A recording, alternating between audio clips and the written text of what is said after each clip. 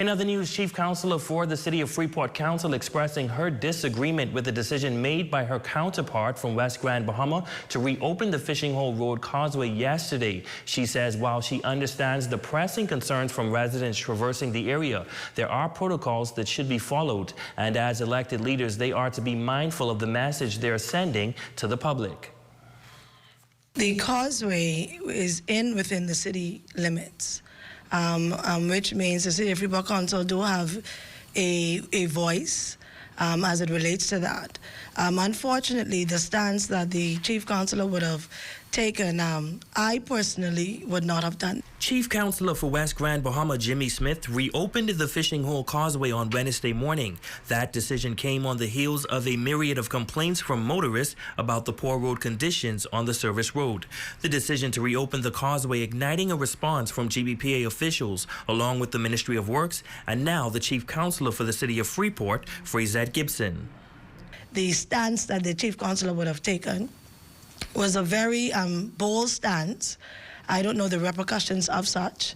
However, he is my colleague, and I will call him and speak with him as it relates to that. But there are processes that we ought to follow, and we do not want to teach the citizenry of this island and this country about being lawless. And so as leaders, we follow the law.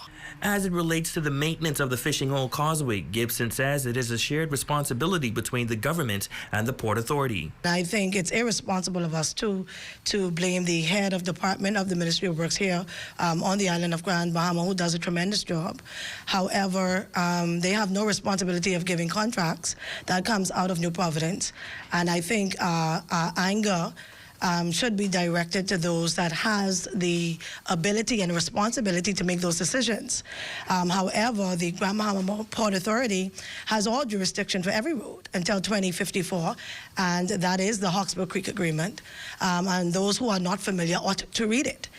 They have carried over a lot of things that are presently not being carried out to its fullest extent. And while the government is responsible for building the Fishing Hole Causeway, she contends that the inspections should have been carried out by the Port Authority. It's unfortunate that the service road is not up to standard for the residents who are destroying their vehicles in the process of moving to and from work on a daily basis.